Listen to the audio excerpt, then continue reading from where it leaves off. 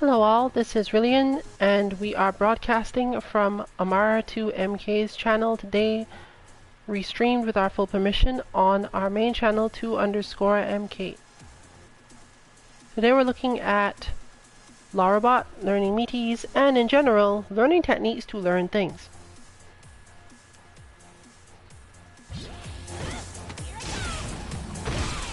Today we'll be looking through casuals mostly,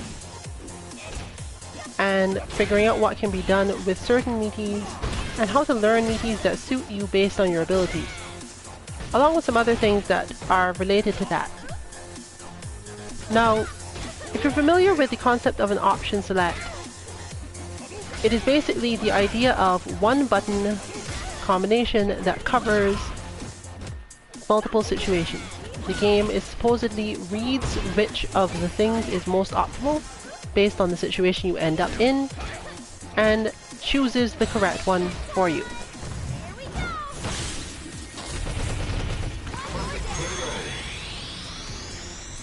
The problem with that concept is not only that most games don't directly contain them, but that in Street Fighter V specifically, they made an effort to remove as many of these as possible.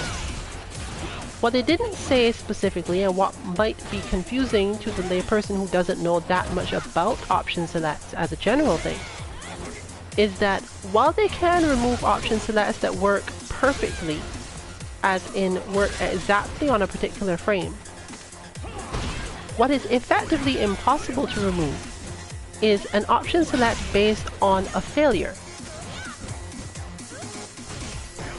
You can fail to do something in such a way that the result you get is still good for you.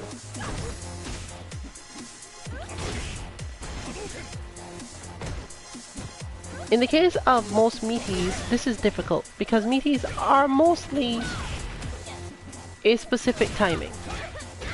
However, in a way, you can learn to do a meaty that allows you to cover both quick rise or back roll and delayed rise when your opponent stays on the ground for as long as possible, usually up to about a second.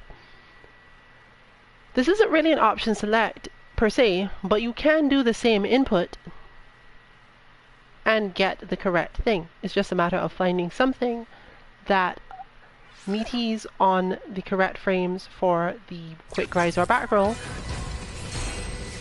followed by a certain other sequence that, if done directly after that one, with no pause, will also hit meaty on the delayed wake up.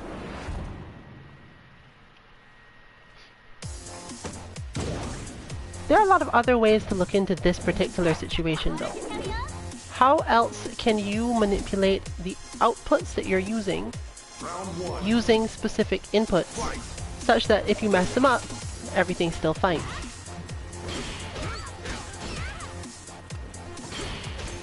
This can depend a lot on your character, especially since some of them don't have the option to redo the same sort of situation. Charged characters in particular have a problem where they can't do a charge move and then stop and redo it.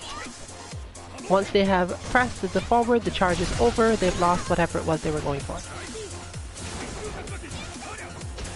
However, they have a different version of this, in that certain moves they have sometimes can be done by pressing particular directions, and if they pass through a particular input, it will cause them to do a different move if they didn't have enough charge to do the move they were otherwise looking to do.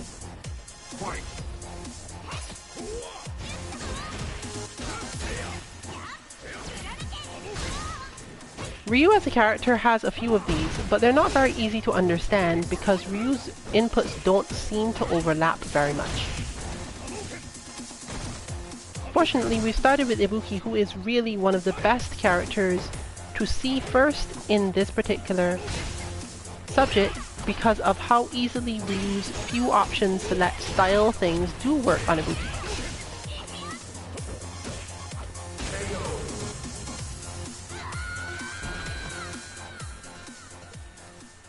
You win.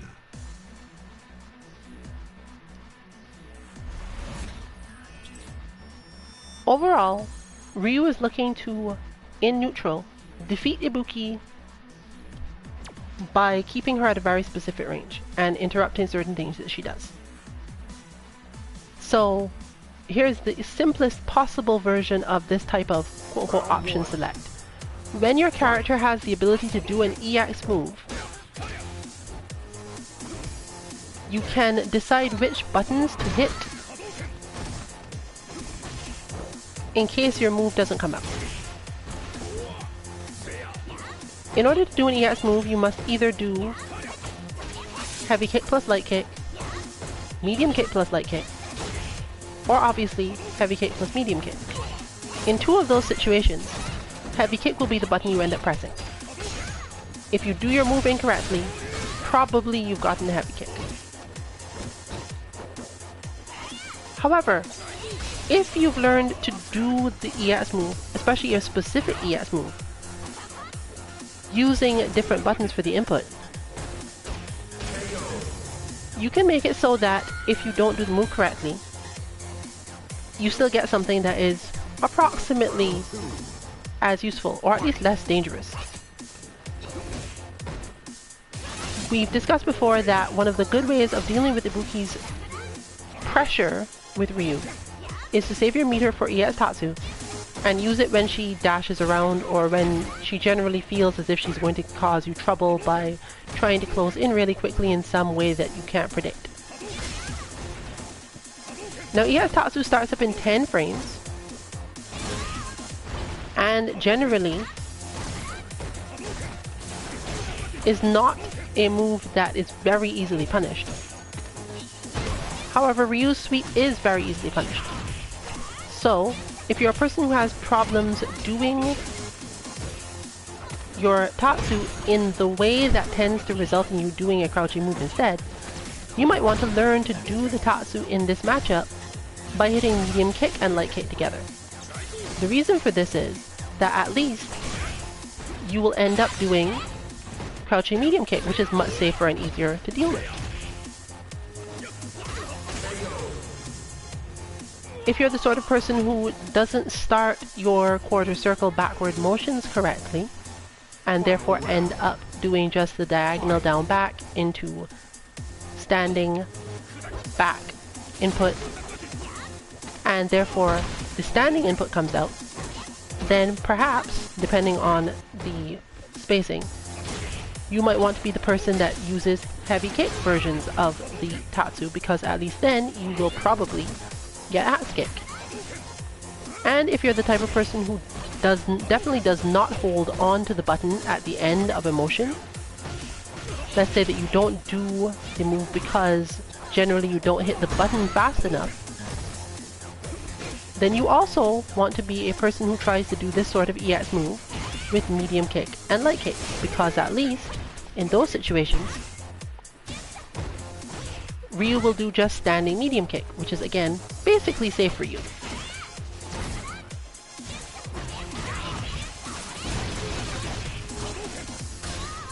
So that's a basic example of how you can think about ways to make it such that you are in a good situation even if you seemingly have messed something up.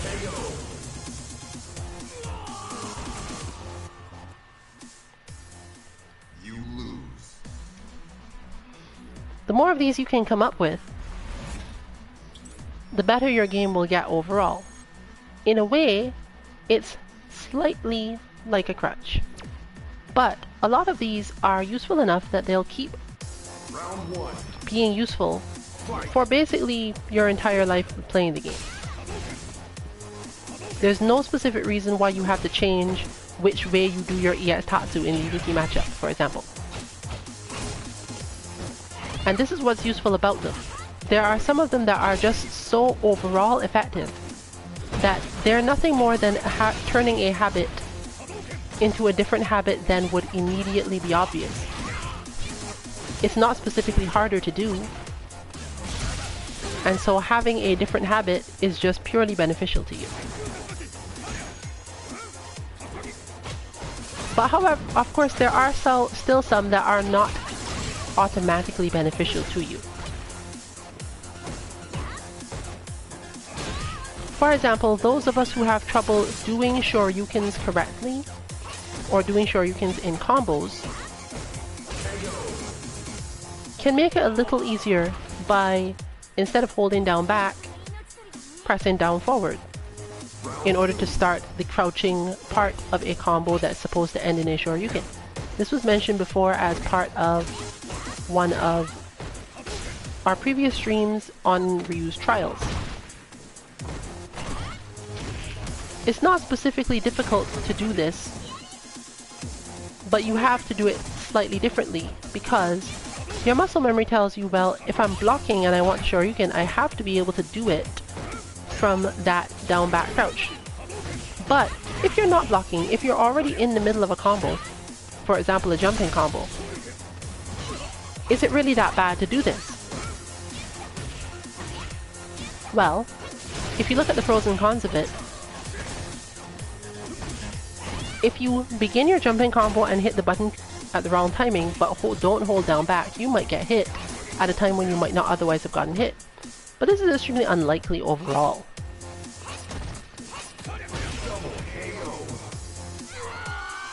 What's more likely to happen is that you will hit the button anyway and be hit by the counter hit.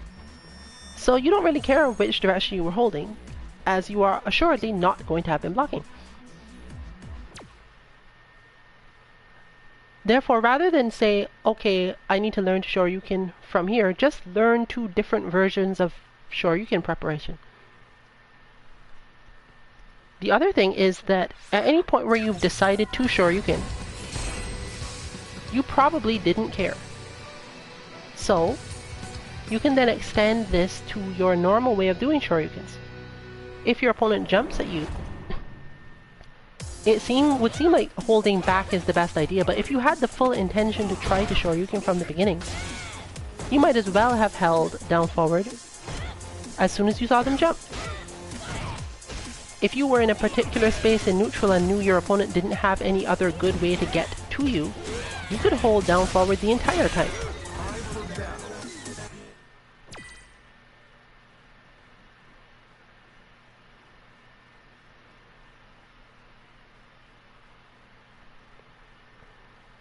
What you're looking for, therefore, is figuring out how you can learn something about the game that allows you to get away with different things, rather than having to put yourself through a lot of work.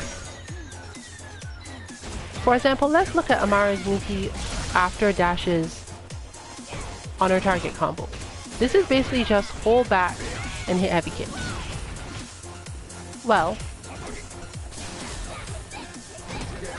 Ryu's back heavy kick now cancels into a lot of things.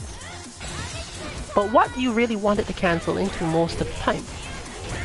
That's fairly dependent on where you are in the game and spaces and so on. And that changes the situation entirely. What do you want to be holding after you hit the input for the axe kick? If you know that you want to shoryuken every time, then you could still hold down forward, because then you're at much less risk of the shoryuken missing. But there is a risk to that, and you have to decide whether or not that risk is worth it. Similarly, you could say, well, I know that this is a back motion to begin with. I could just do Hadoukens instead, because all I need to do then is do a full motion. You don't have to do the Hadouken differently. You could teach yourself mentally that the axe kick into Hadouken combo is just back and then a full half circle forward on the stick or pad to do the Hadouken, rather than fumbling or thinking to yourself, how do I normally do Hadoukens? What do I let go of the button here? Do I try to time it? You don't need to do any of that.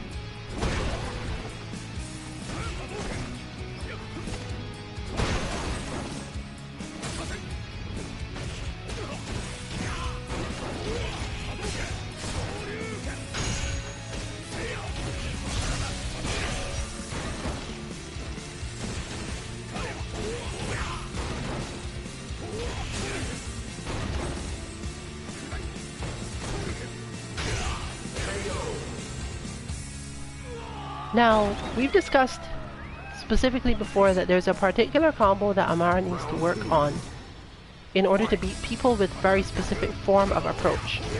This doesn't seem to be one of those people. But if it comes up,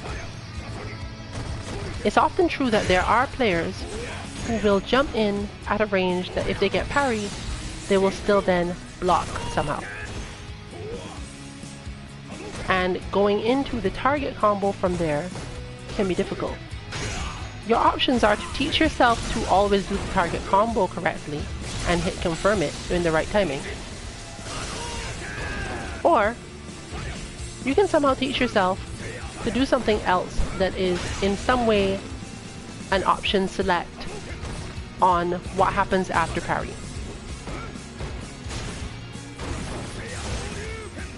The question becomes, how can you option select after a parry? The parry's timing is different depending on where the opponent jumped from or the range they landed at. But that's precisely the reason why it's possible. You can base your techniques on whether or not this is working directly. If your opponent jumps from very far away and hits very deep, and you parried, if you mashed a certain button right after the parry, chances are that button isn't going to actually come out. The option select therefore would be to press the button that you least want to actually happen in that range. If your opponent is crossing you up or whatever, maybe you want to hit a different button. But in that case, maybe they will take longer to land, and you'd be able to take advantage of that by hitting more than one thing in succession. Obviously, you should always do this by pressing the first thing that is possible, but becomes impossible if things get later. And that's the hard part of the technique to learn. It does often require learning some frame data, and it often requires you to understand a lot more about the opponent character than normal.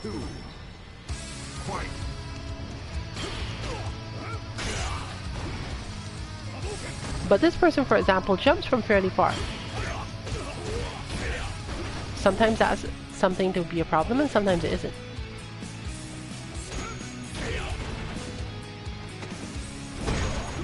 But what is the optimal thing that Amara can hit after parry? There is no optimal thing per se, because there's no way to know precisely whether or not they'll have jumped from the range that a particular action after parry works.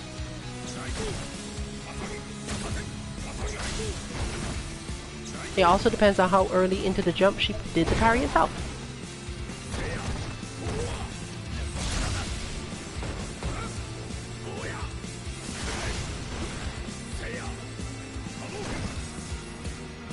But what we do know is that if she can do a parry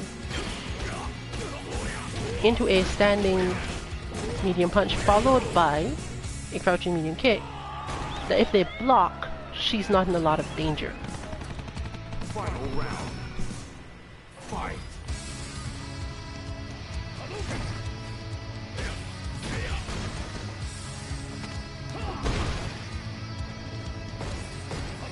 The question is if there's a way to make that the thing that happens regardless of anything else, while still retaining the ability to do more damage if need be.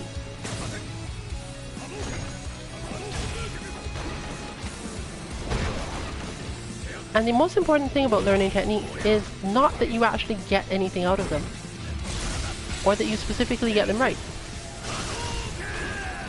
It's that the effort of trying teaches you things about your character.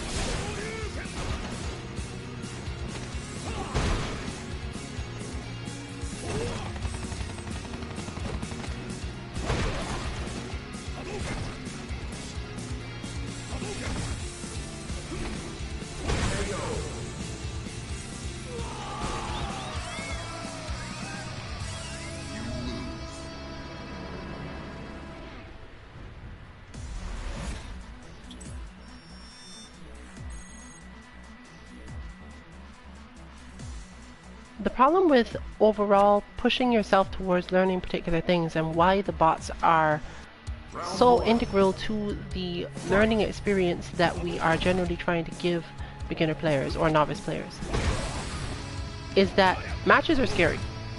If you are invested at all in whether or not you're winning them or even just doing well, matches are generally scary. You're trying to figure out someone else's tendencies in a very short space of time, especially if you're playing in casuals or ranked. And it's easy to get fixated on one thing when your aim is to do a particular form of damage or to practice a particular thing that you don't have well that can or cannot destroy what you're doing.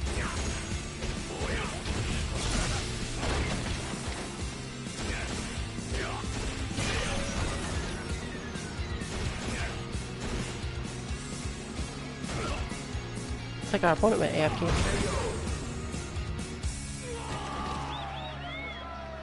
Round 2. Fight.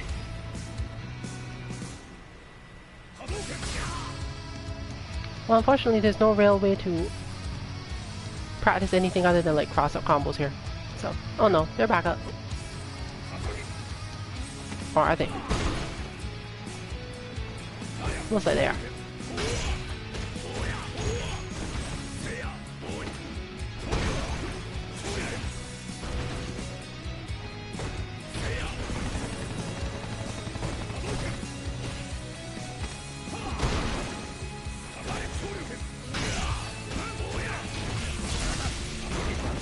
The other situations in which these learning techniques matter are related to when you're trying to learn to do two very similar things.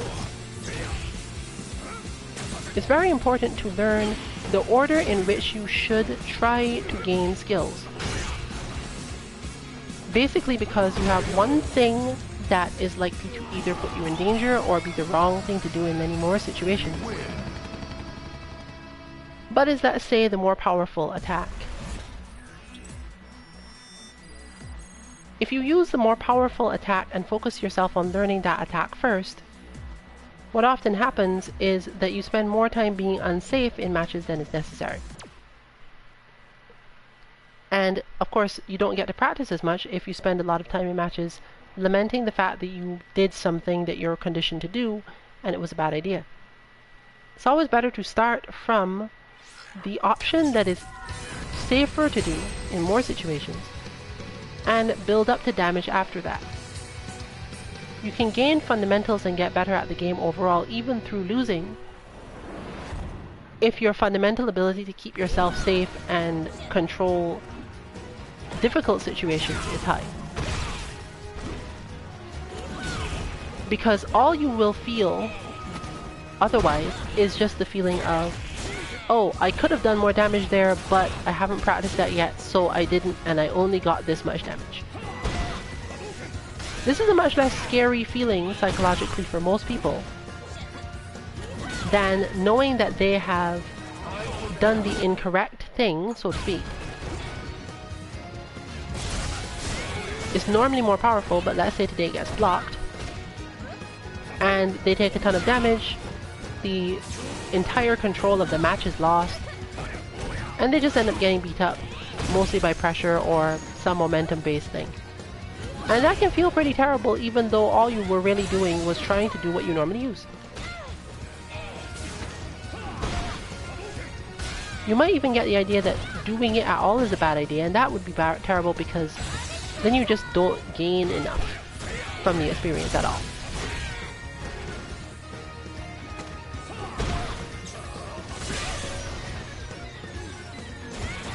The reason we're using Larabot at the moment is because meaties are one of the parts of this game where that can be the most devastating feeling. Sure, an invincible reversal will always turn a meaty around on you, but there are few feelings worse than attempting to go in for pressure with a meaty you have fairly high confidence in, making a mistake and then losing not only your pressure but probably getting it reversed on you and becoming not only your opponent's turn but a lot of damage being done. Part of the reason why the Larabot is built this way is to both give you that feeling while actually not killing you too fast. She mostly gives you the feeling of being annoyed by what she can do, rather than her being terrifying in itself.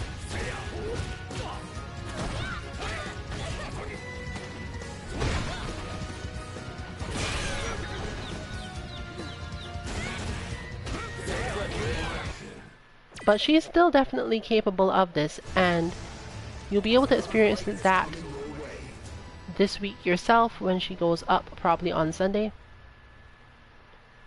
She's a little tricky to input, but we have some ideas about how to make that a little easier.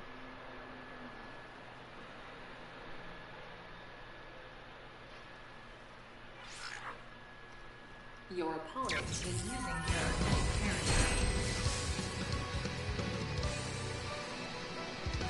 Alright then, we haven't seen a Vega in a while, not too long, but in a while. Vega's another good character to look at this for in terms of Ryu. Because Vega allows Ryu to use some jumping defenses that aren't seen against other characters.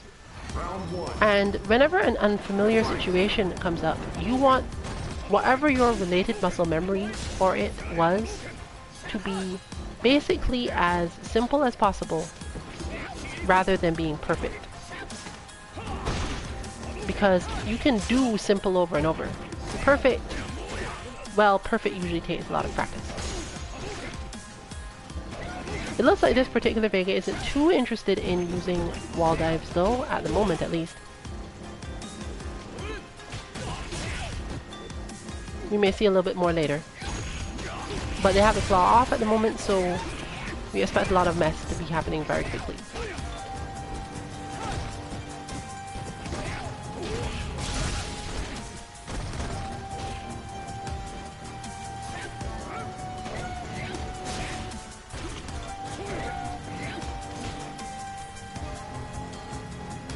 So overall, the way that Ryu normally deals with Vega doing this, especially with the amount of meter Amara has, is to literally just jump and do EX Tatsu.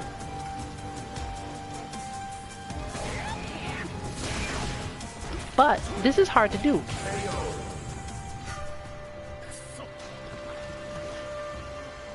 And once again the question becomes, well, which of the buttons Ryu could press would be the best option for potentially hitting Vega out of the air even if the Tatsu wasn't executed.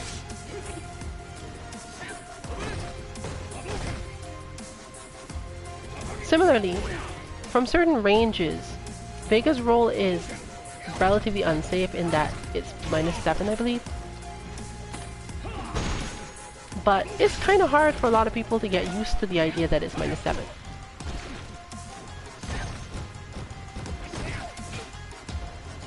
And the range that he can do it from means that your combos that normally punish things, your good combos with your quick buttons, don't always turn out to be what you want.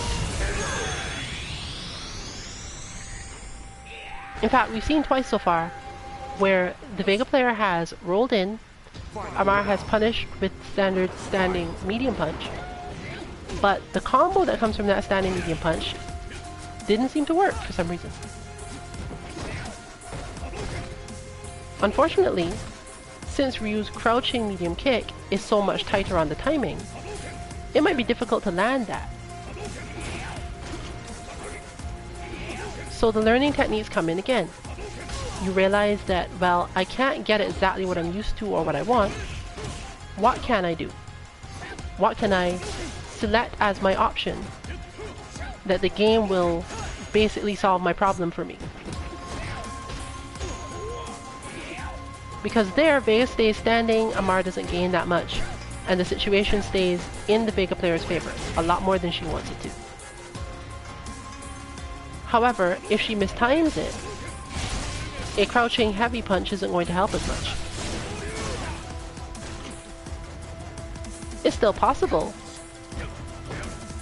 but it might also not be what she's used to doing, and this is where it matters the most. It is her instinct after such a roll to hit the medium punch. So trying to get herself to change what she's doing altogether might result in something far worse. That move is not only minus on block, it's a little iffy on the range at times too. So the Vega player might gain an advantage altogether by her mistiming it in some way. And no one wants that sort of situation to be the way that they lose a round. I'm over. You win. So, in terms of option selects, what can Amara do? She knows that she can hit what she always hits. But that short space of time in which you have hit the thing you always hit is usually enough time to verify, wait, I shouldn't be doing the thing I always do. I should be doing something else. And the question is whether or not you have any different follow-up that you now have a full third of a second, which is about the time it takes for most moves to complete. A third of a second to correct what you were doing before. Because Ryu does have some fairly good punishes for a roll. Technically, if you were the type of player that already was using one of those, you wouldn't be thinking about this. But Amara's specific way of dealing with most things, in terms of punishes, is standing medium punch. It's her general favorite way to do that. So for her, it's going to come down to that same combo we were discussing before. She has to try at least to do standing medium punch into crouching medium kick. The good part is that this probably won't entirely fail.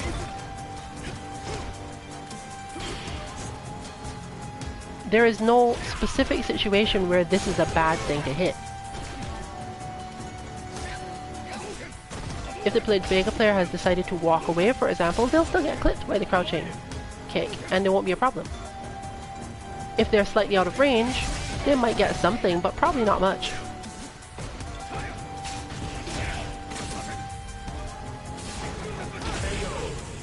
And if the crouching medium kick fails to come out altogether, most likely at least she didn't hit anything off, and probably, since you can do crouching medium kick from a down back blocking position, she's not going to get hit by anything unless the opponent manages to whiff punish the heavy punch, which shouldn't happen because presumably the medium punch will have hit.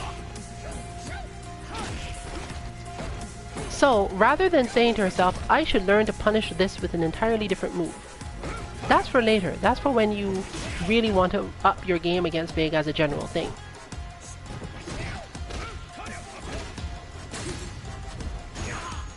But that can be useful.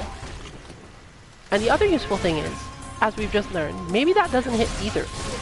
It's entirely possible that at the range that Vega does that, he is so far out that pretty much nothing hits him. The pushback from the medium punch alone might cause it to be a problem. I can't be sure of that at the moment, but it is possible. And if it does turn out to be the case, then the question is, can he whiff punish the medium kick?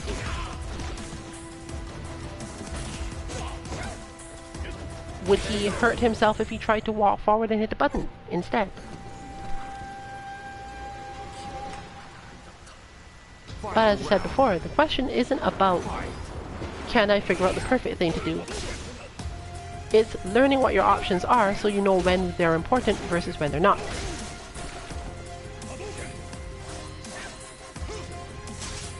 It could be that for rolling, this isn't the correct thing to hit ever.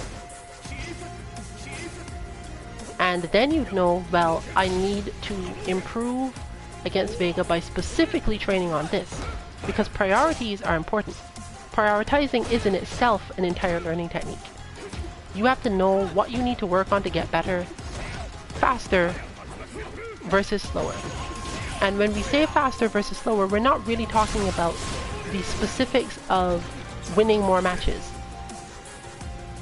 There are things that if you don't learn them, your opponent will abuse the fact that you don't know them, and you will not get a chance to learn anything else. And this is extremely important in Street Fighter, more so than in other fighting games as a whole. Although Guilty Gear can be slightly worse than Street Fighter in that regard, actually.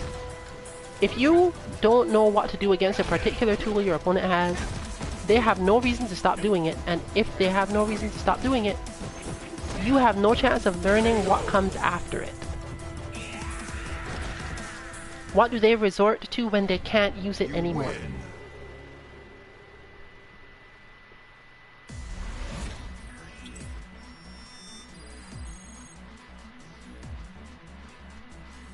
In order to find this out, most of the time you have to be able to analyze what your opponent's strong point is and negate that, even if negating that doesn't make you able to beat them. Because at least if you've stopped them from doing the main thing that you're losing to, they will have to switch to something else that you can hopefully learn from. And since not every player plays the same, it might be that the time you spend in one match against one M Bison, learning to stop a particular thing, helps you not because the next M Bison you fight actually does that thing, but because they do the thing after that. Perhaps you've learned what happens when you parry head stomp, but you don't know what to do after parrying head stomp. Well, perhaps the Bison player doesn't know what to do after you've parried head stomp either. Maybe most of them go back to neutral and continue to beat you up from there. But if you do face any that don't do that, if you face any that just get flustered when you do that, and try something else, try to hit you with the Summer Skull Diver, which he can still do, you may have learned something from the first attempt that helps you defeat someone who is not really using the same strategy at all, just because it's easier to do it that way.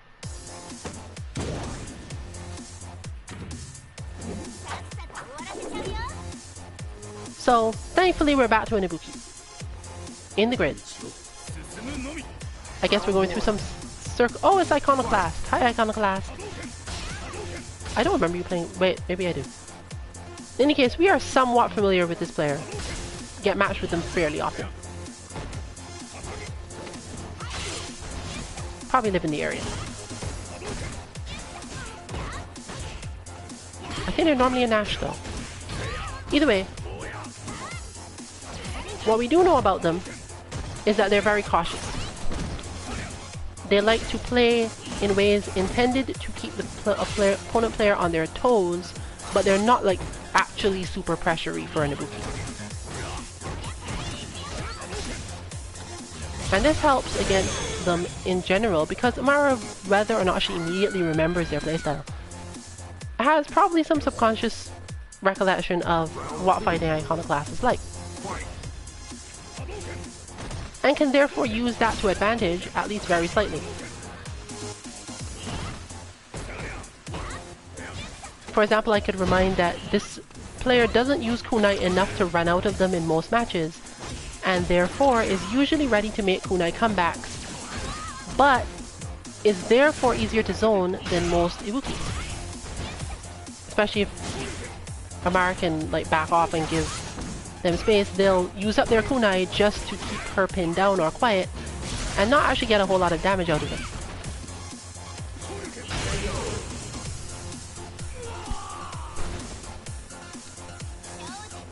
And once you've gotten that piece of information, then you can move on to the next stage of learning. Well, if you are easier to zone than most Ibuki, what can I do that lets me take advantage of that, and then I can move further on from there? Well, one thing that's true for sure is that Iconoclast has two modes in which they advance. They either do EX kunai from the air, or they do very long dashes and jump-ins. But we also know that it's relatively hard to parry them for various reasons. So, defeating them is mostly about figuring out where they want to be, and when they're going to jump, and what to do about this jump.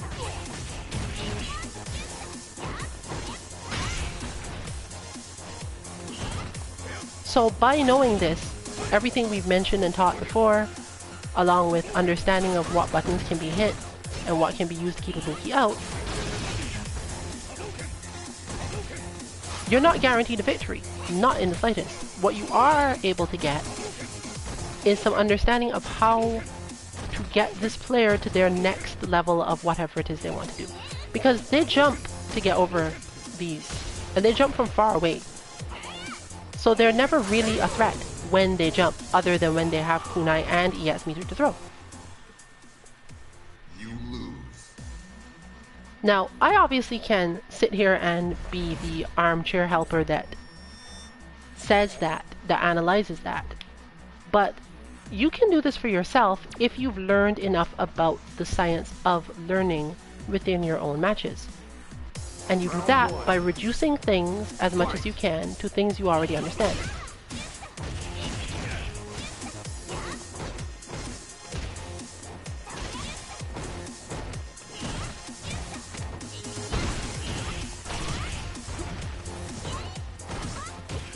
So this doesn't really become a question of, can you beat Iconoclast? Can you keep up with everything Iconoclast does? This is almost assuredly a matter of, do you understand what fighting Iconoclast is, and therefore can take advantage of some patterns?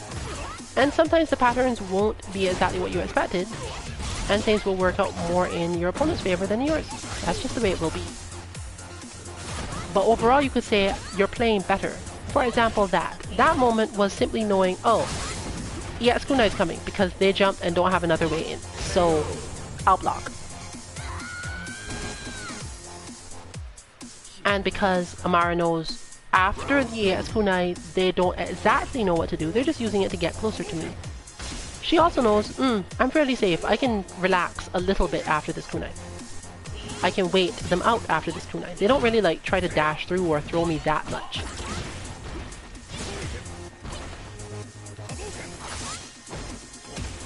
So after a while, she just stops caring about getting hit with kunai altogether. I mean, in fact, doing exactly that is exactly the way to get the highest advantage here, because Iconoclast will waste the meter on it. So she can actually do what she likes doing the best and just play zoning Ryu flatly, because Ibuki at this point, until she gets meter, basically doesn't have a way in. Now maybe Iconoclast has a chance to do something. But Amara also knows, after a while now, that they're not going to use it for that. Why aren't they going to use it for that? Because they spend enough time trying to get in before that they probably don't want to be sitting there and having nothing. In fact, they almost lost there, see? That was nothing more than missed execution. That had basically nothing to do with the actual flow, because it is possible to do that in time and get away with it. The problem is that they're still at meter disadvantage.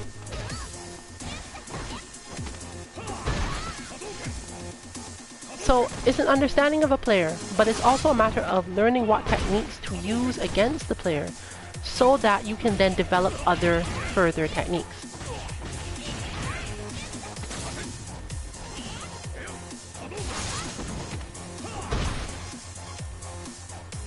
Most players cannot adapt in the space of time required to make this work. At least at this level. High-level adaptation and extremely quick adaptations.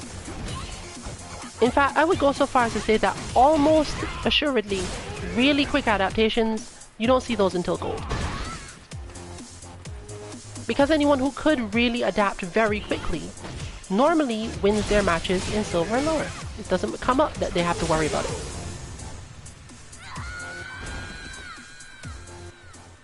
There are players who basically can get to extremely high levels without really even knowing any combos, because they can strategically adapt so quickly. But strategic adaptation in this game is a function of how quickly you learn something, whether the something being what moves you should use to keep yourself safe as an overall thing and therefore avoid ever having to think about what your opponent really spends their time doing, or figuring out your opponent enough to know what they can't deal with or can't directly stop you from doing. For example, here is just a matter of, well, do we actually want to keep this up the entire time? Because Amara could have, she had the life lead at the time. And she could just practice throwing different speeds of Hadouken and see what happens. And apparently we've learned today that not even 2 kunai from that particular thing actually goes through. So I guess that's a problem for Ibuki players. They probably need more than that in order to succeed at that.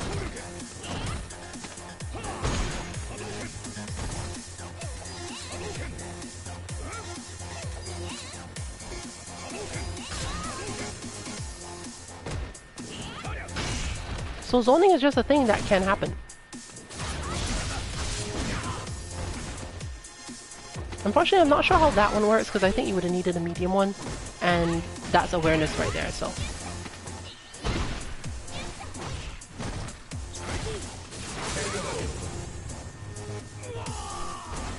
But now we've pushed Iconoclast to the point where we can learn something. You can learn, okay, now what do they actually do? When you really do just throw Hadoukens at them from the other side of the screen and wait there.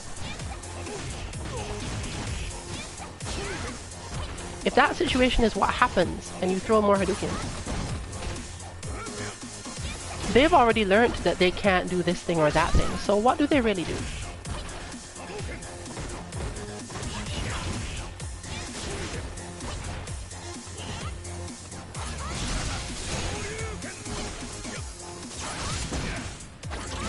Because now they must stay closer, primarily because if Ryu throws different types of Hadouken, it becomes more of a problem.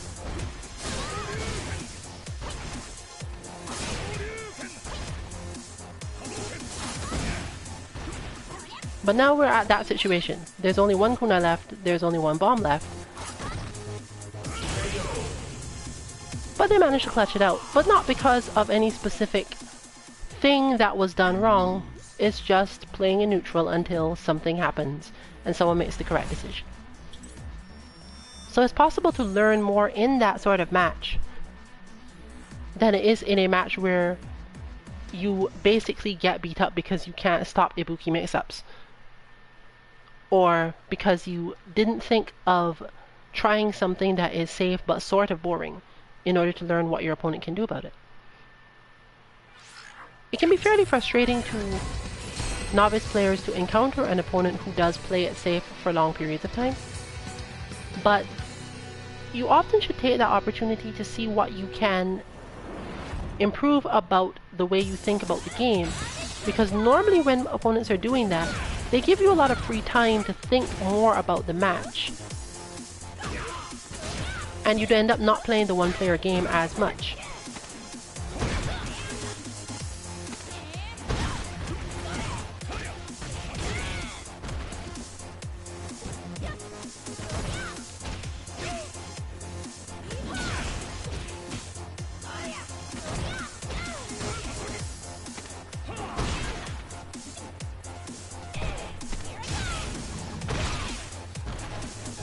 Now the reason that Larabot is designed this way, even though she's mostly supposed to be quote-unquote just to help you with meaties, is not actually specifically because we want her to defeat you.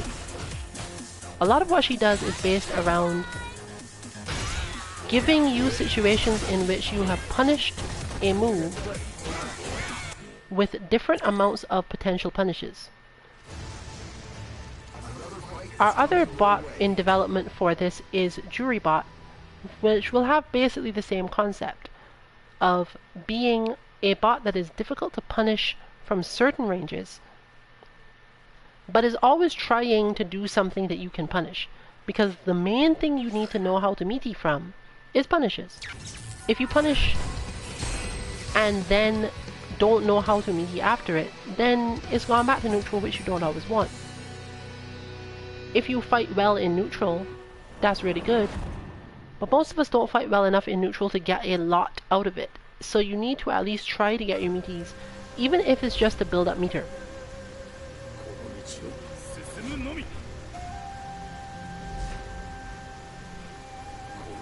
So here we have the Ryu Mirror.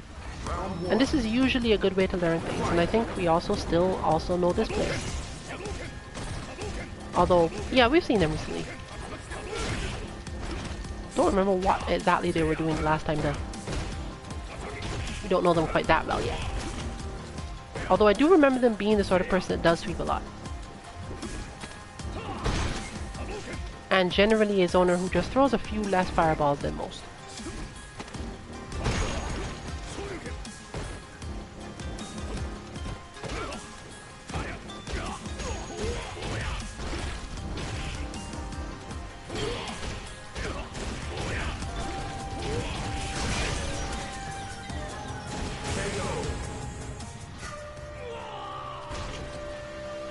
Learning stronger techniques allows you to make the most out of what you're doing at any given time. And the more that happens, the longer you can spend on learning new techniques again. That's why you should probably aim to do the easiest ones first. If you're stressed about learning too many things at once, it becomes difficult to learn anything. It's not even in the sense that it happens when you normally do work at a university or a school or something. It's a different matter altogether. Because fighting games just don't allow for this. They don't allow you to have that freedom and breathing room that you would generally need to just say, okay, I'll study a little of this, and then a little of that, and then a little of that. The game itself is already flowing dynamically. You basically don't have time to do that sort of thing. The game is already forcing you to practice, constantly practice everything that you learned before. So, since practice is constantly being input, you might as well learn one thing, because once you've learned it at least to a decent level, what will happen after that is that the game will continue to force you to practice it. But if you've learned very little over the time, you haven't focused on learning any given thing because you want to get them all, what will end up happening is the opposite.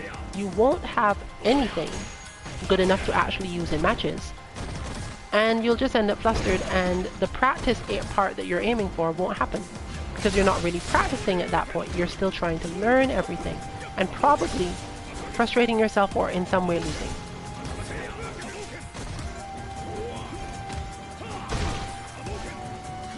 This is why it can be so discouraging to many people when you tell them, okay, you can't try to do all these things. Spending too much time on this particular method is just going to cripple you in the long run. It doesn't feel like it's going to cripple you, but it definitely can in fact do that.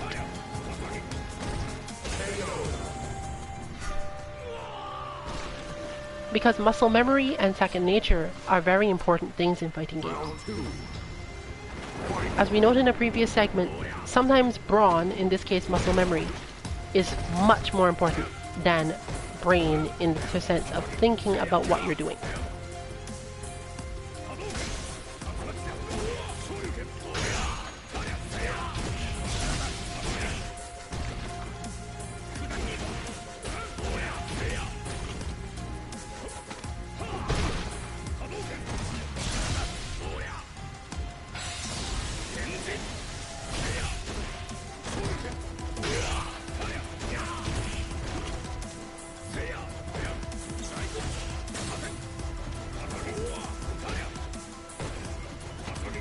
This also is an extension of the issue and concept of style, which we spend a lot of time earlier on teaching. If you try to learn things outside your style and end up uncomfortable as a result, it stunts the rest of your learning. Therefore, it is an entire technique unto itself to learn your own style as early as possible.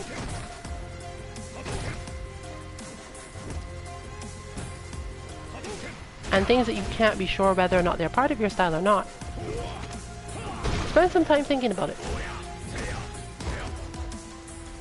Spend some time testing them out in matches and seeing whether or not they suit you.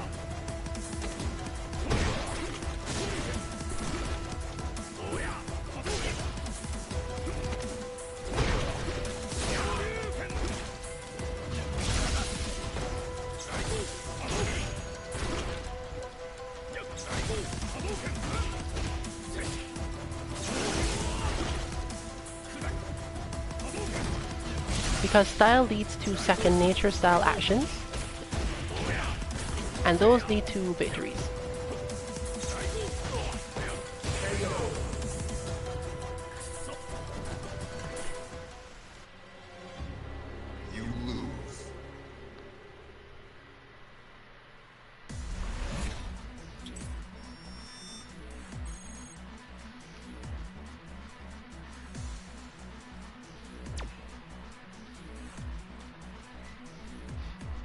So now I can say I do remember specific things about Ganesh as an opponent, but nothing that specifically helps, other than probably that they like to throw a lot.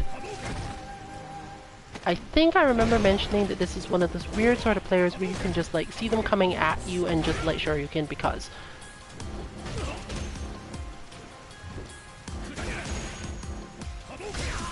Now I'm not necessarily saying that this should be done now, but doing it, succeed or fail, has the potential to lead to other things. Because Amara is quite good at zoning. I think I would probably say that she's better at zoning than Ganesh is in general.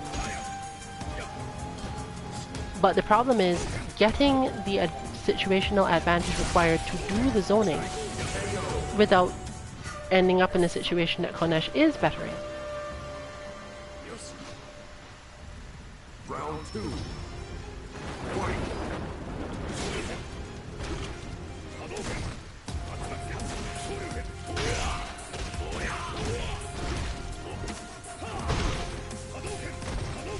But for example, I would suggest, let's say, oh, well, maybe you shouldn't go forward at him after knocking him down.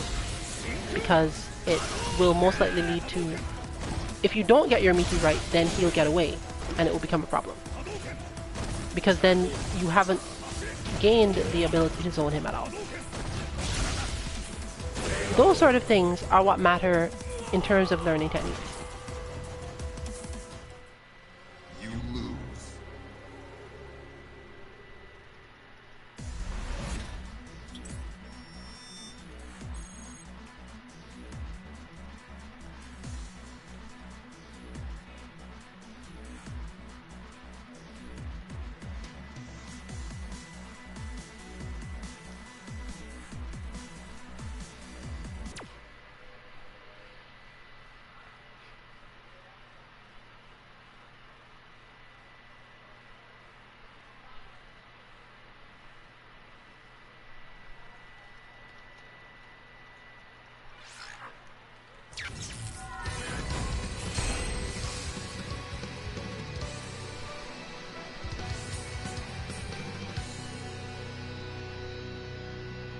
Alright then, so we're back to Larabot.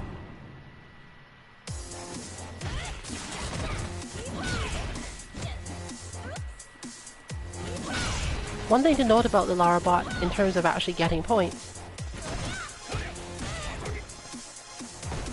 is that she's not supposed to be able to just pummel you and you block it all. So one of the components of her is actually that if she hits you with clap or EX clap, she will get a point for this.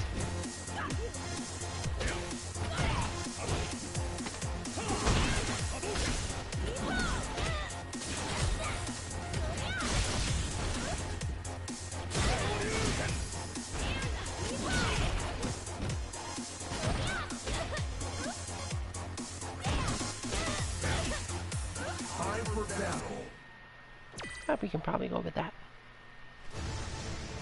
Another fight is coming your way.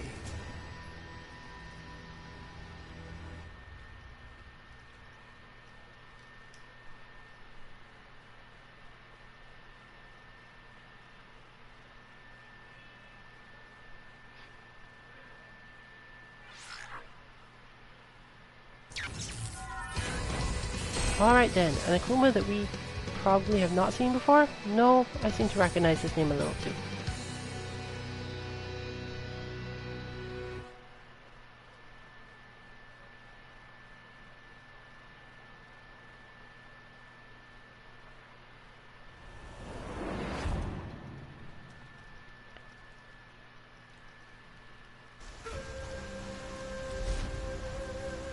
Round 1. Fight.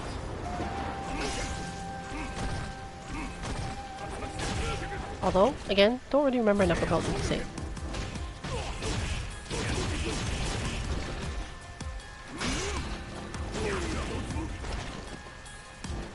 Although they are quite a few points higher than most, so presumably I didn't see them from the Amara side, most likely from watching Justvine, or actually fought them myself.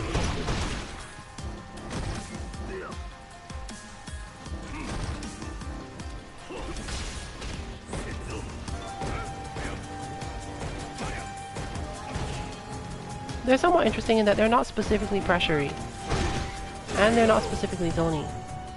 But I wouldn't call them a frustration player either. Round 2. Fight.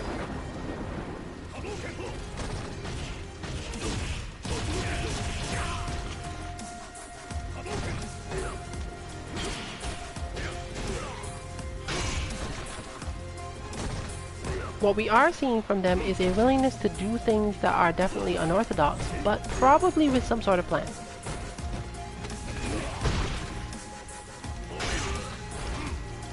And this becomes frustrating because the general response to unorthodox things is to similarly do unorthodox things. But that requires a lot of analysis, that requires a lot of learning. And learning in that way requires that you are generally daring. Daring is probably the best word here.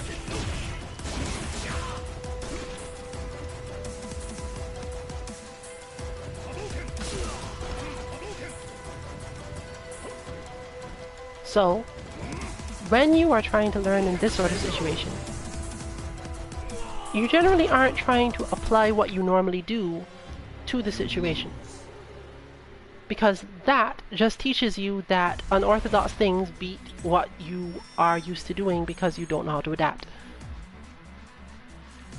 But that isn't really telling you anything. When you're facing an unorthodox player who is probably going to defeat you anyway, it is also your opportunity to try unorthodox things yourself. What don't I normally use in this matchup that I could probably use now or just randomly try now because it might be a good idea somehow?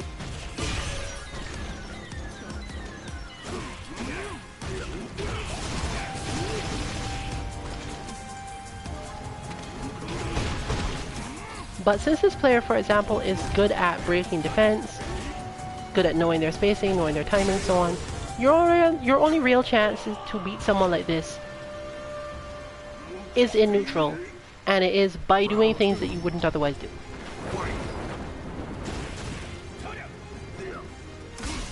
And that is our first success point. We see that Solar Plexus Strike is done, and for some reason it's successful. Why is it successful? Because it's unorthodox. Because it's not what Amara normally does. And therefore the opponent must respond to it differently than everything else they've seen her do so far. Other options include stand heavy kick, just there, stand heavy punch. Those sorts of things become more meaningful in matches like this one. Because now they must stay out of ranges where they were standing before because the orthodox thing to do was to be to stand in those ranges. So both sides of the match have now become at least somewhat unorthodox in what they're achieving. But maybe it's helped to learn a particular thing about when you can do other things.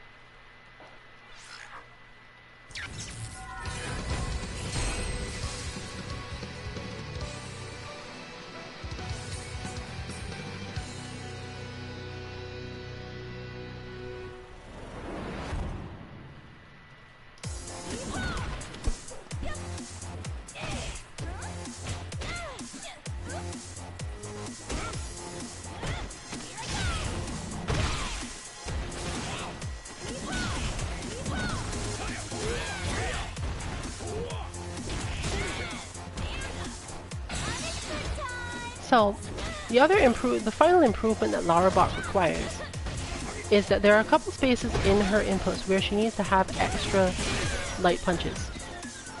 Lara was specifically chosen because she doesn't really have wake-up options. She can jump away from throws and similar things. She can wake up with jabs, and that's about it.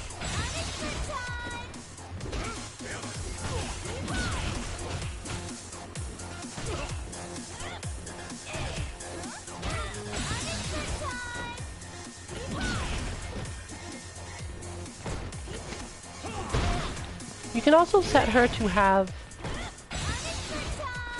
meter that doesn't automatically regenerate if you're interested in her having less ability to do her super. But if you haven't spent a lot of time getting away from it, that might not be so helpful. Perfect KO.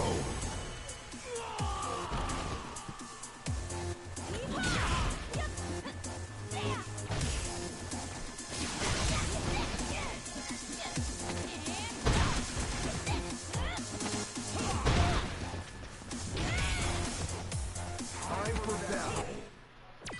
So back into battle.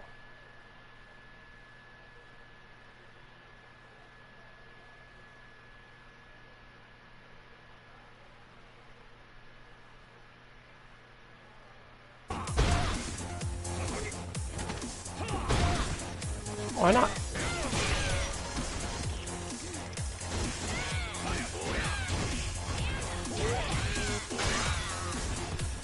So now the extension of what was being discussed before is that if Amara is going to be using the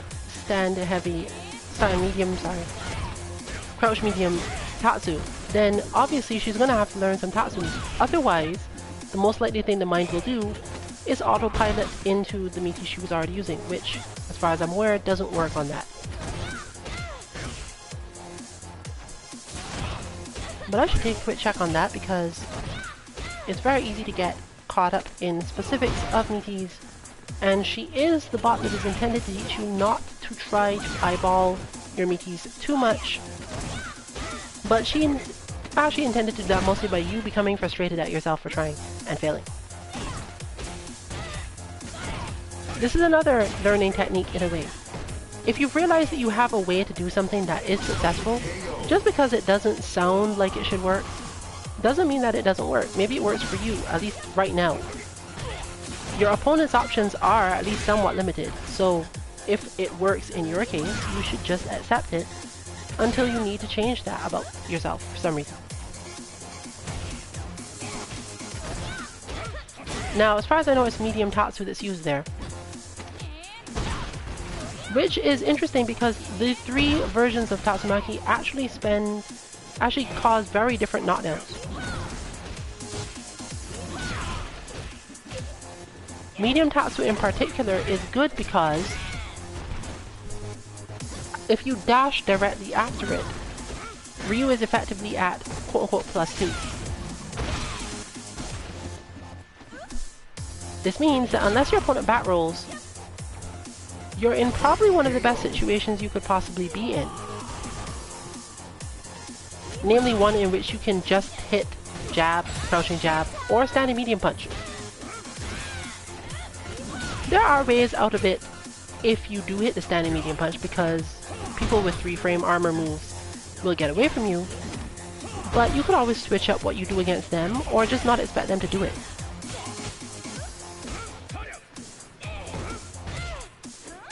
And that's precisely what we're talking about here in terms of technique.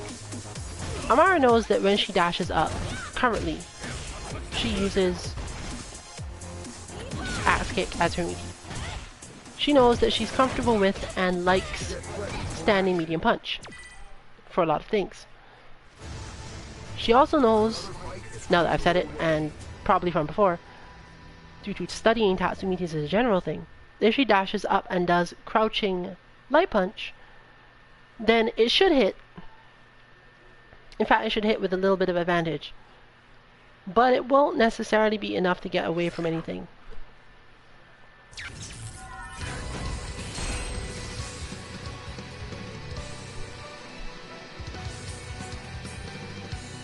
The question then is, what exactly is the best thing for her specifically to hit here? Round 1. Fight. Well, we also know that it does give her the capacity to dash up and throw after a Tatsu. Which is good, because generally the ability to throw after moves on her side is good.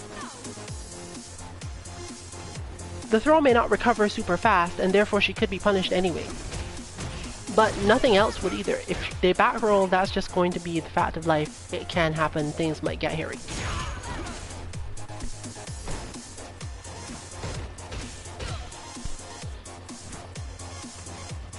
So, what exactly does she gain by doing a particular thing? Well, dashing up and hitting any other button requires her to actually be able to do a combo and react to whether or not the combo has hit. It also requires that the opponent obviously wasn't blocking. They were trying to hit buttons. Now obviously it's going to depend on who the opponent is, but for the most part, it's difficult to make yourself refocus correctly at lower levels. If you start to do meaties, you start thinking too much about the specifics of the meaties and so on. So going back to what we were talking about before, the easiest way to learn about what to do after Tatsu would be to dash up and try to throw. Rather than spending a lot of time learning, okay, I could hit them with light punch, but then I'd have to learn a combo off the light punch counter hit, and I might mess up the timing for that. Or they could try to hit with stand medium punch, which is comfortable, but probably not that great. There's a simple solution. Dash up and throw. It doesn't feel like anything else normal that she does. And you can therefore completely associate it with just the successful medium Tatsu combo. Amara is not the type that meeties with throw in general, as those of you who are aware of Ryu's abilities, it's not exactly the best thing for him to lead to more damage or anything like that. But it has some uses if you are able to keep your opponent in the correct position. It's also good at moving them forward, or depending on where you are in your own spacing, especially if you dashed and got really close to them, you should probably still be able to back throw them. And that's another level of what is possible and what isn't that's useful. If you dash up and hold down back, you can still throw. It will become a back throw. Final round. You could therefore tell yourself, okay, well, I know for a fact that after Tatsu I'm going to dash up and hold down back. At the very least, you know you're going to do that. And you don't have to learn anything else yet. If your opponent is the type that does bad things on wake up, such as Cannon Spike, you don't have to care because you already did what you needed to do. In fact, that will end in your favor. Literally, the inability to do the correct thing in the spacing of time, the inability to focus enough to do it, will generally not hurt you. And in fact, given the spacing Ryu ends up at, if you're holding down back and your opponent thinks to themselves they're going to throw, since you will have already been thinking in the direction of throwing, you'll be fine.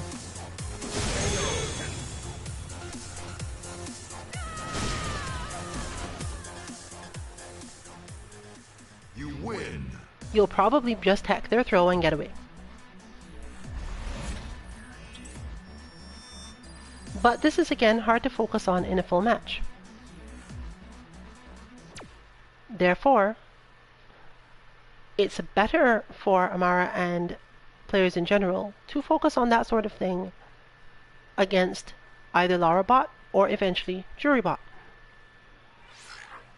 To basically grind it out and force yourself to do this particular thing all the time, but with an opponent whose aim is not only to poke you out, but to be annoying and neutral and force you to focus on different knockdowns.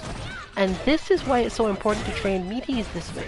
It is important to train meaties against a character and in a situation where you can't always use the same knockdown. Because if you can autopilot the combo you need to do into the knockdown, then you haven't had to make any choice decision about whether or not it's a good idea to do the meaty or not. And it doesn't simulate a real match in any way. In a real match, you're already thinking about so much else that you're probably just going to hit the meter you most often use. And if you're learning a new combo that knocks down, that meter could be completely incorrect and lead to terrible things happening to you.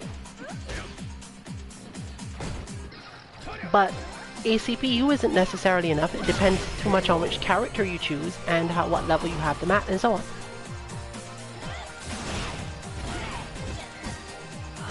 There are some that can probably pull it off.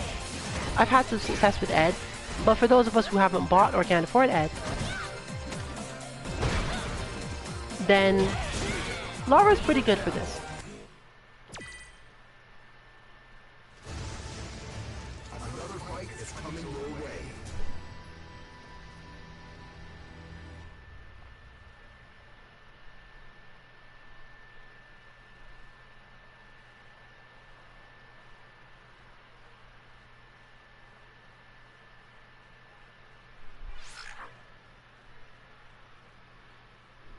Your opponent is using their So we've got another Ryu mirror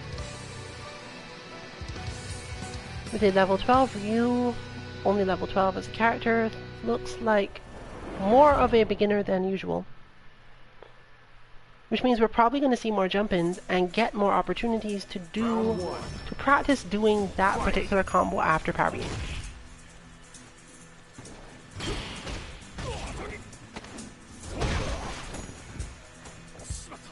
And as you can see, there's another layer to this.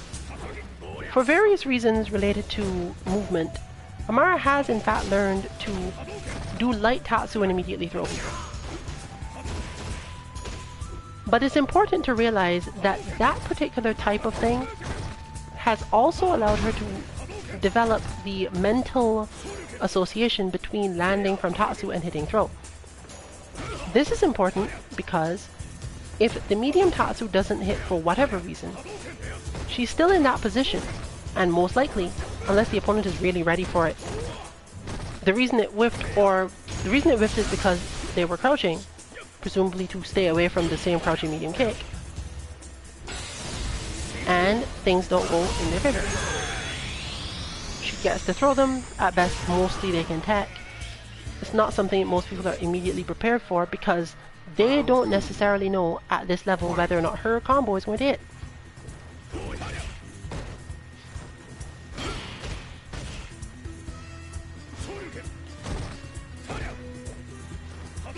And she in turn will end up learning a lot of things about where her combo will or will not hit, and when she has to cancel into Hadouken instead of Tatsu.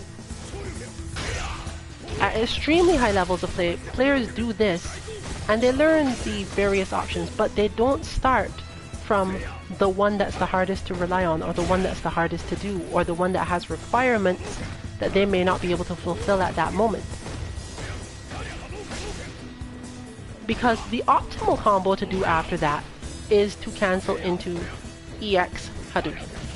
And when you've got a lot of meter like this, you could just like mentally switch over and say, okay, well, now when I do the combo, I'll just go straight to the EX Hadouken and not think about it. But a lot of the time you have to think about it. You don't have the time to not think about it.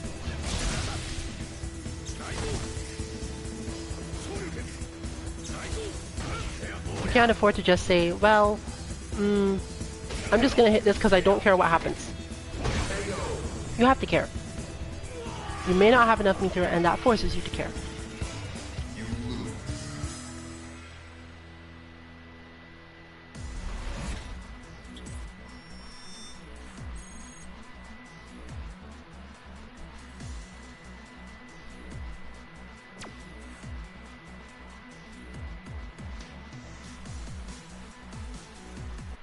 Round one. So in this case, Fight. you have to at least start for your default of the thing you can do with no meter as soon as you need to in the round, no serious thought about it whatsoever.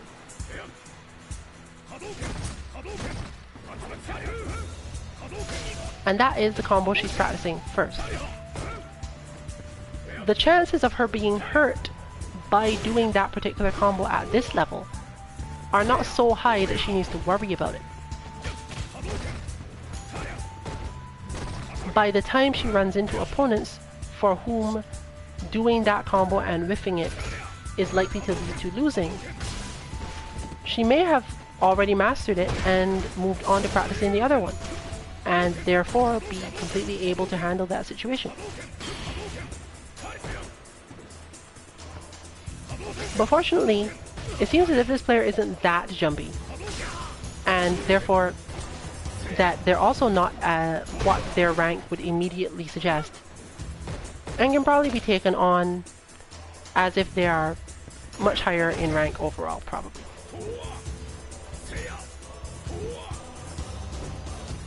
Their footsies are on the standard upper footsies level. In other words, if Mara wants to do that practice at all, she has to force them to jump. And most Ryu players know the range to stand at, so that if you force them to jump, parrying is not going to be the thing you mainly get to do.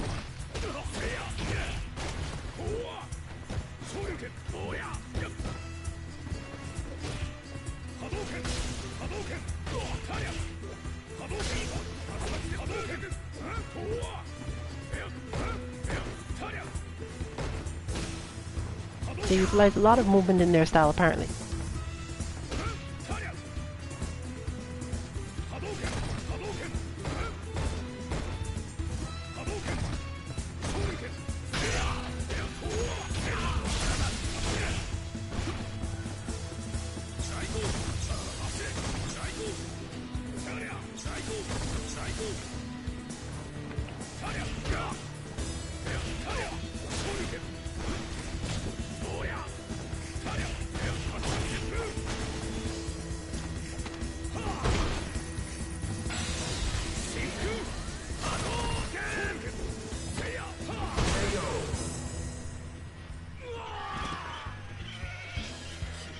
So now, we're going to the third round of this, but with Amara at an extreme advantage in terms of meter. What does that allow for here? Well, she can push forward in the usual way, but this person plays a lot of footsies and tries to move in and out. So the question becomes, should she try to use it for EX fireballs or things like EX Tatsu to keep them at bay? You get to think about a lot more of those things because of something else in the match that has happened. Something else in the match that you have been able to take advantage of early on because of something else you learned. And there's another good example. Part of the reason why it is so useful that Amara has generally learned that method of ensuring the Shoryuken is because it's one of the few anti-airs that covers the most possible space. This means that if your mind has a hiccup and you realize, oh, my opponent is in the air, by the time you've recognized they are not jumping at me, they're doing something entirely other. With many other anti-airs in the game, that is a terrible outcome for you. But if you had the resources for that, it was that time in the match to do it, you were already at advantage. There's really no loss. It covers so much space in the air that even things like that are perfectly acceptable losses to the opponent without much risk to you in these situations. This works out again specifically and primarily because she learned to do this particular thing first. You can always learn to do the thing that poses you the least risk, and in the meantime gives you some chance to pick up other skills. Yes, it is true that later on you will then have to relearn an entire new thing, but even then it should still work out for you. And this is another part of learning techniques as a general thing. It works out for you because once you've installed a safe but not optimal method for dealing with a situation, while you're learning the new method, at least if you do the entirely wrong thing, the fallback you have is the safe one. If you've learned the technique in the other direction, where you looked for the thing that did the most damage but wasn't safe, it becomes much harder to learn the safe version, because not only are you putting yourself at risk of taking damage when you do the safe version incorrectly, you're also putting yourself at risk of damage when you do the other version, if your opponent happens to block or whatever.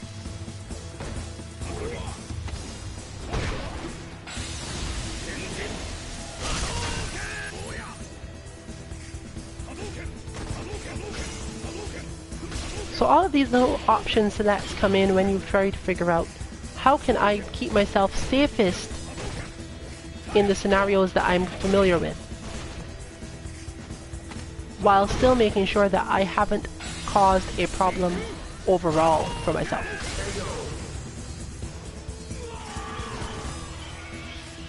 Where in this case the problem overall being that you just block too much or backdash too much or don't get to do enough damage at all.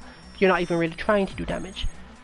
We're definitely not suggesting that you play it safe all the time or build an entire style around being safe all the time, but that the incremental steps between going from being able to do Ibuki basic Shinten punishes up to being able to do massive combo punishes with bombs and everything should probably be going in that direction. First, learn how to Shinten with light kick at the end, for example, so that it ends safely. And then learn how to do entire Ibuki combos that are potentially going to take off half your opponent's life or more.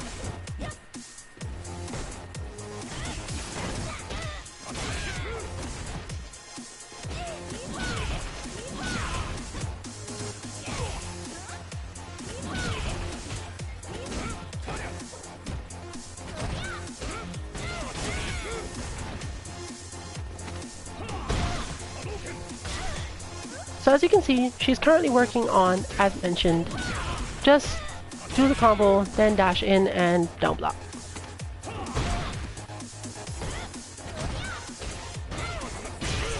You'd be surprised sometimes at how difficult it can be to get yourself to do a particular long sequence, relative to just doing what you always do. This is primarily a problem when you already have some instinct or some natural progression that you've already learned. Because you're focused on two things now. You're focused on not doing the thing you were doing before, and also on doing the thing you feel as if you should be doing now. And you'll note that again, Larabot is useful for this because she has the potential to be at a lot of ranges while still requiring punishes. Her overhead is important as a part of her specifically for this reason. While the overhead is extremely punishable in itself at most ranges, exactly what will actually hit her becomes a little bit different. The same for even some of her medium punch elbows. They're really punishable, but she has the capacity to hit you and be fairly far out at the end of it. So as you can see, it's not that hard to do this punish. It's usually not that it's failing because Amara has mistimed something either. It fails because Lara wasn't actually standing at the point where it would hit.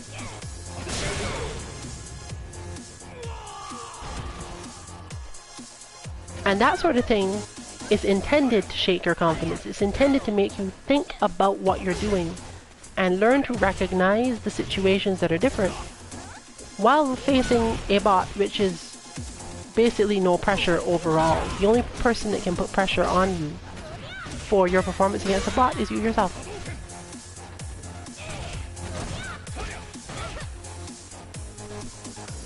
So you get to learn things about pushback, expectations, things that you can use safely in all situations, and so on. This is also the reason why we specifically say in the bot that you can't get points off meaty throw knockdowns. Because even though this bot is about meaties, it is also about punishes.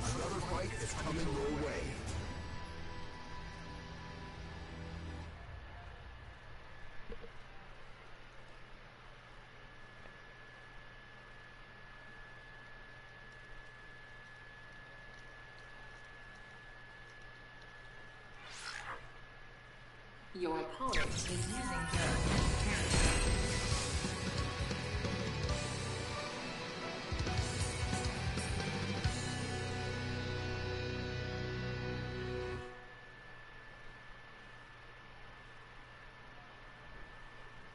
Alright then, Project Blue Book?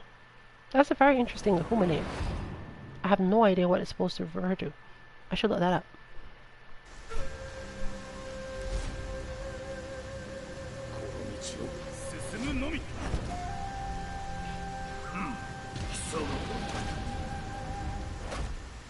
Round one. Fight.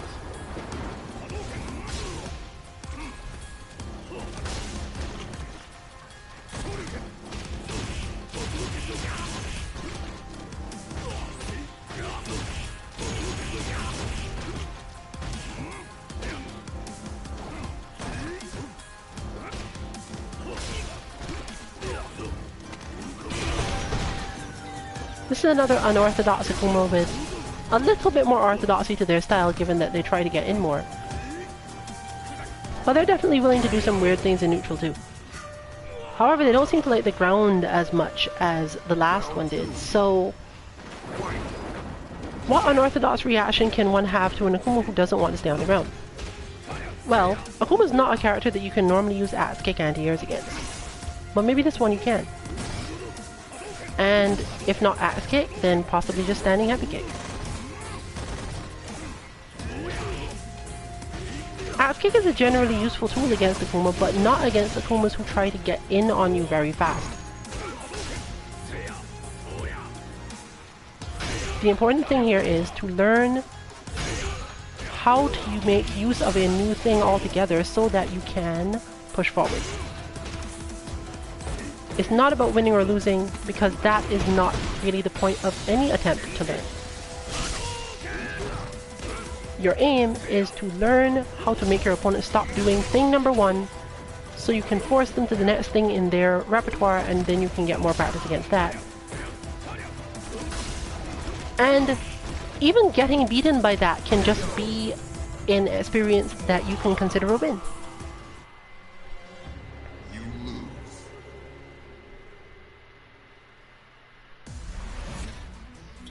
Specifically, getting them to do something else for you to lose to is effectively a win.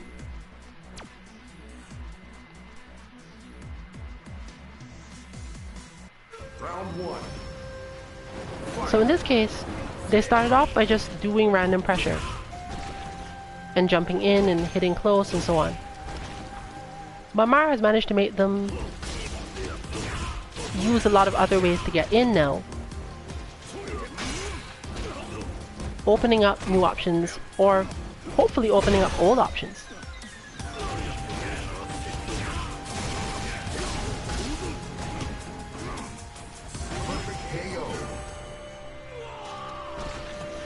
And it's the analysis you can get from doing this and getting them to use new options that can show you either holes in your own style or just general problems that you need to deal with.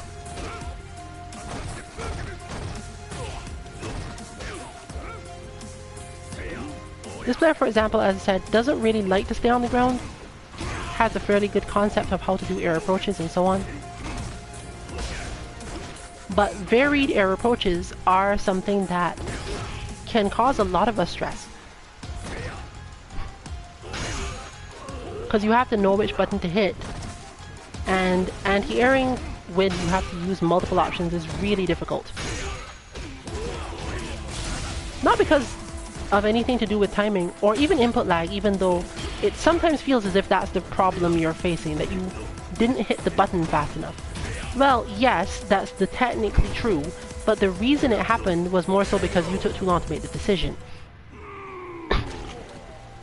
And at that point, while we would all obviously forever say we want the input lag fixed, you can't really argue that the reason that you need it fixed is so that you can make your decisions faster, because then high-level players would never be able to get mixed up at all.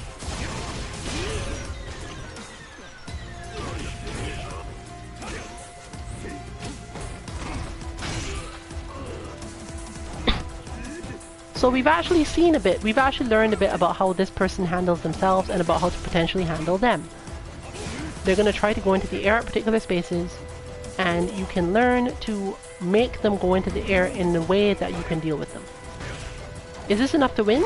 Probably not.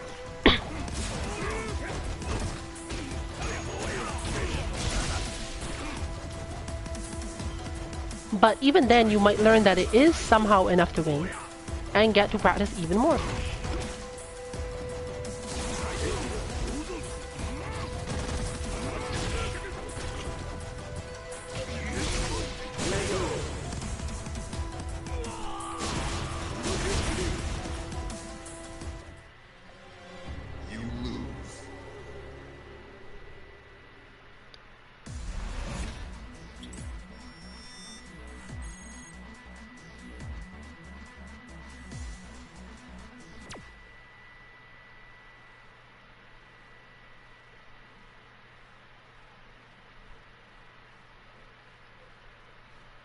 Well, we're going to have one more set and then call it night for now.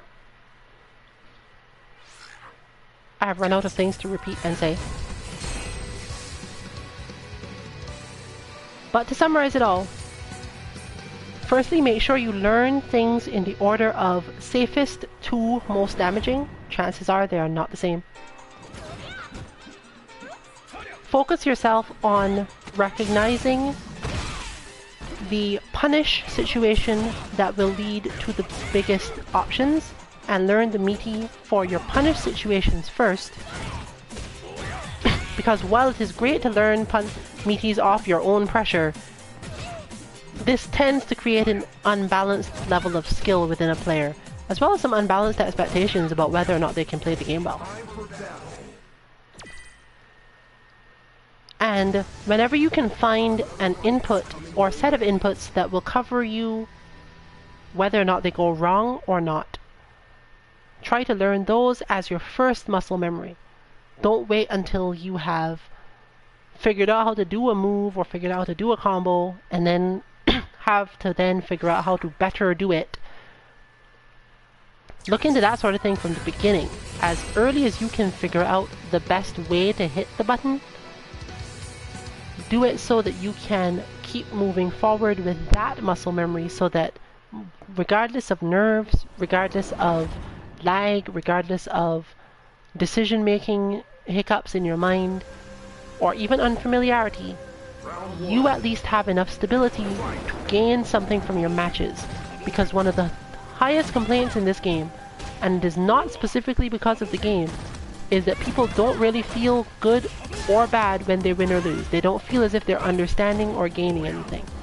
Well, a large part of that, at least at the lower levels, is related to the way that the game does not hold your hand and tell you this is the best way to learn this.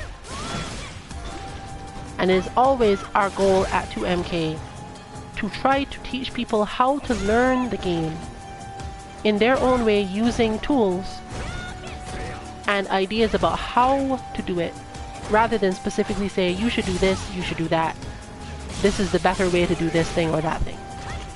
Everyone has their own way. Our job is to help you discover it. We are watching now a showdown with Mughals. I seem to remember Mughals as well.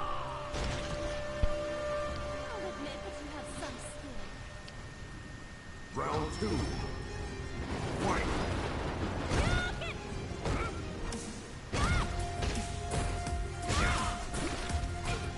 Let's see.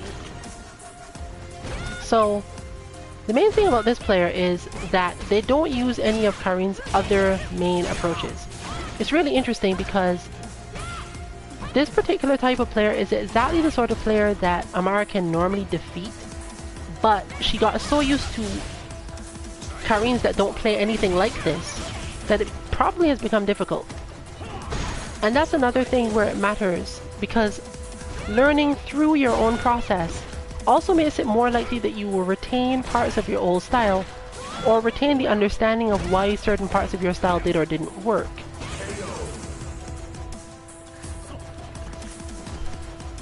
This player, for example, is the sort of player that you actually can probably hit with Hadoukens. And if you can't hit them with Hadoukens, then it's probably because they're jumping forward. There isn't a whole lot of extracurricular activity going on here. But that also means that the standard way that we know to defeat Karines, namely to just hit stand heavy punch in their faces, isn't going to actually work out that well.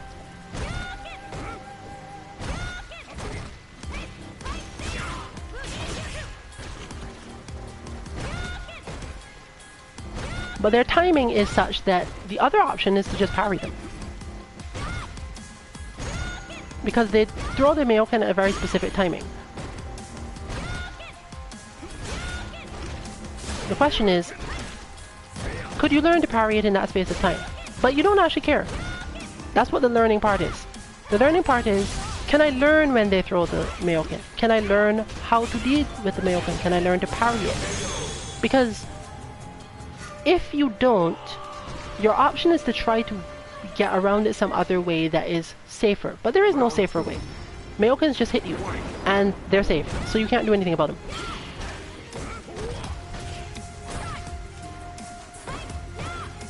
But maybe you can stop them from doing the Mayoken by attempting the parry and occasionally succeeding at it.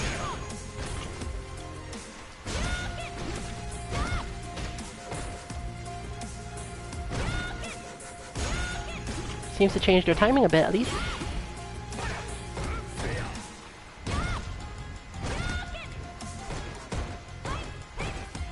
So you can say that something has been gained here. At the end of the day, there was a gain. Whether or not that gain was winning the match is a different matter.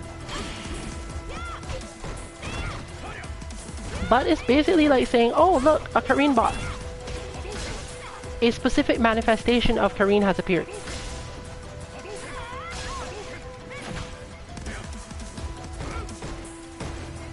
And since what you really cared about was, can I stop them from doing this thing? It was successful. For the most part, they stopped being willing to just hit Mayoken and started to do other things. And other things is the way that Amara is used to dealing with Karines now. So now she can go back to maybe just punching her in the face. Or throwing her around. Or spacing her Hadoukens a particular way. All of those things have become available again because of being daring enough to say, I'm just going to try this. I'm going to unlock something that normally is a terrible idea against Karine, because basically when you're fighting Karine, you don't really want to parry anything but Mayo. Every other move she has is too difficult to read or specifically tell timing of, except like one timing sequence somewhere, for it to be a good idea to parry it. But they're no longer doing Mayoken. Is it that they got bored? I don't think so. It's more likely that they decided, eventually this is going to start getting me killed.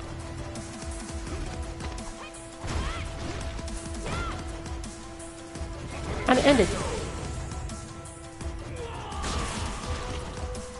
So victory or not, something was learned, something was achieved. And you'll always note that players tend to stop doing whatever it is they were doing if you beat it enough times.